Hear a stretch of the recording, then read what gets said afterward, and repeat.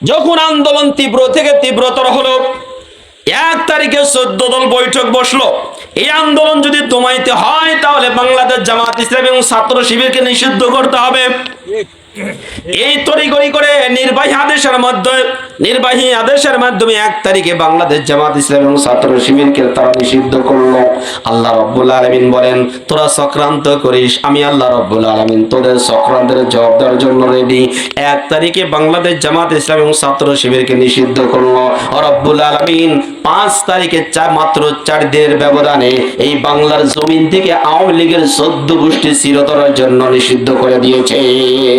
কথা বলেন ঠিক না ঠিক? আল্লাহ রাব্বুল আলামিন ওদের চক্রান্তের জবাব এমন ভাবে দিয়েছে, ওরা শুধু পালাই নাই, ওদের গোষ্ঠী শুদ্ধ পালাইছে। জামাত ইসলামী এই দেশে আগামী দিনে রাজত্ব করবে ইনশাআল্লাহ। আল্লাহু আকবার। প্রিয় বন্ধুরা আমার খেয়াল করেন, রাব্বুল আলামিন জিবরিল আমিনকে ডাক দিয়ে বললেন, জিবরিল আমিন বসে থাকা যাবে না। এই ফিরাউন সে পানির মধ্যে নামতে চাচ্ছে না। ফিরাউনের যে ঘোড়াটা ছিল এটা মাদি ঘোড়া। জিবরিল আমিনকে ডাক দিয়ে বললেন, জিবরিল আমিন ন্যানো সেকেন্ডের মধ্যে তোমাকে যাইতে হবে একটা পুরুষ ঘোড়া নিয়ে। এই পুরুষ ঘোড়া নিয়ে যেই মুহূর্তে মাদি ঘোড়ার সামনে এই পানির মধ্যে যে লাইন আছে, লাইনের ভিতরে নেমে গেছে, অজান্তি ফেরাউনের ঘোড়াটাও নেমে গেছে। নেতার ঘোড়া যখন নেমে গেছে, প্রজাদের ঘোড়াও সব নেমে গেছে। আস্তে আস্তে যাইতে যাইতে যখন মাঝপথে চলে গেছে, এইদিকে মুসা আলাইহিস সালামের বাহিনী কিনারায় উঠে গেছে। আল্লাহ রাব্বুল আলামিন ডাক দেয়া বলেন, এ মুসার বাহিনী খবরদার চলে যেও না, তোমরা দর্শকের ভূমিকা পালন করে খেলা দেখো, খেলা হবে। কথা কয় না? এবার খেলা দেখো। আল্লাহ রাব্বুল আলামিন বলেন, খেলা দেখো, মনে শান্তি পাবা। আমার কথা নয়। সূরা তওবা আপনারা পড়বেন। সূরা তওবা 10 নম্বর পারা 8 নম্বর পৃষ্ঠা পড়বেন। 10 নম্বর পারা 10 নম্বর পৃষ্ঠার প্রথমে পড়বেন, জালিমরা যখন কষ্টে থাকে তখন মুমিনদের শান্তি লাগে। সুবহানাল্লাহ। ওয়া ইযহিব গায়যা কুলুবিহিম। আল্লাহ রাব্বুল আলামিন বলেন, জালিমরা যত জুলুম নির্যাতন করেছে, আমার আপনার ভাই বোনকে যারা নির্যাতন করেছে, ওরা যখন বিপদে পড়ে তখন থেকে একটু আরাম লাগে না, শান্তি লাগে না? এটা আল্লাহ কোরআনে কইছে, তো আমি কি করব?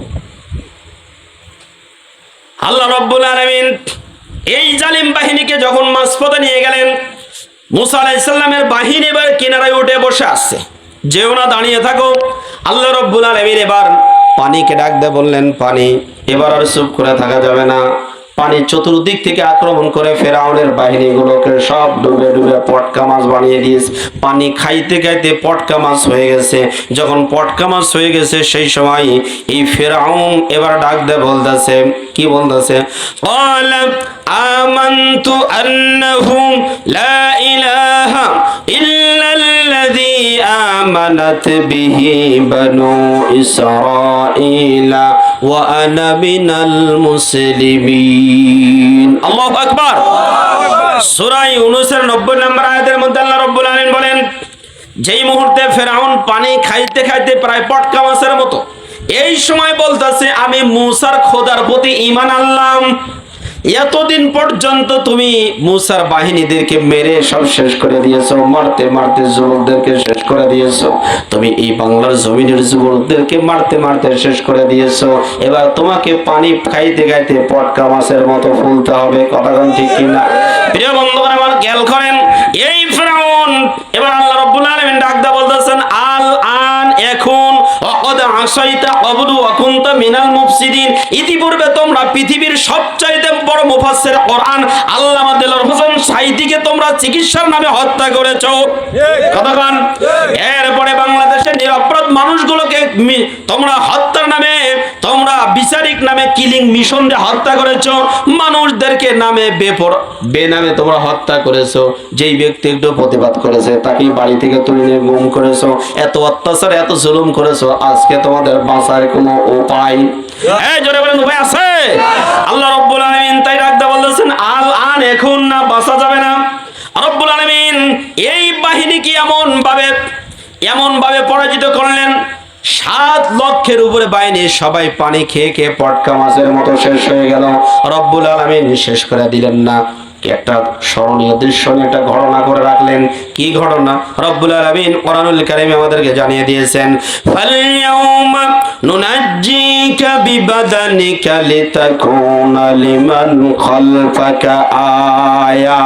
রব্বুল আলামিন সূরা ইউনূসের 92 নম্বর আয়াতের মধ্যে জানিয়ে দিচ্ছেন, এই ফিরআউন যেই পরিমাণ জুলুম মুসা আলাইহিস সালামের উপরে করেছে, আজকে ফিরআউনকে এমনি এমনি ছেড়ে দিলে হবে না। এমনি এমনি ছেড়ে দিলে হবে না, কারণ ওর শের পুড়ে গেছে। যার শের পুড়ে যায় ওই ব্যক্তির কি করা লাগে? ওই ব্যক্তির শাস্তি অবশ্যই পাওয়া লাগে। যেই ব্যক্তি সবচাইতে বেশি জুলুম করে আল্লাহ রাব্বুল আলামিন ওকে শাস্তি বেশি দেন। কথা কয় না? রব্বুল আলামিন এবার ডাক দিয়ে বলতেছেন, ফেরাউন তোকে তো মারবই, সাথে সাথে তোর লাশটা আমি অক্ষত রাখবো, যাতে করে তোর মতো পরবর্তী ফেরাউন যারা আসবে তোকে দেখে শিক্ষা গ্রহণ করে। সুবহানাল্লাহ। প্রিয় বন্ধুগণ আমার, এই জালিমগুলো এ পরিমাণ জুলুম নির্যাতন করেছে এমন কোন সেক্টর নাই যেই সেক্টরে তারা জুলুম নির্যাতন করে নাই। যার কারণে স্বাভাবিকভাবে যদি ইস্তেফা দিত তারপরে বাংলার জমিনে তারা থাকতে পারত, কিন্তু না, আল্লাহ রাব্বুল আলামিন বলেন যেই পরিমাণ জুলুম করেছে তোমাদের ইস্তেফা দেওয়ার কোনো সুযোগ নাই, পদত্যাগ করার কোনো সুযোগ নাই, বরং জনতার আন্দোলনে তোমাদের পলায়ন হলে একমাত্র পথ, যাতে করে বাংলার জমিনে আর কোনোদিন ফিরে না আসতে পারে। ফেরাউনের পরিণতি যেমন হয়েছে, বর্তমানে আমাদের এই দেশের ফেরাউনদের একই পরিণতি। আল্লাহ রাব্বুল আলামিন কোরআনুল কারীমে তাই জানিয়ে দিয়েছেন, টেনশন করার কোনো কারণ নাই। ওয়ালা তাহিনু ওয়ালা তাহজানু ওয়া আনতুমুল আ'লাউনা ইন কুনতুম মুমিনিন। আল্লাহ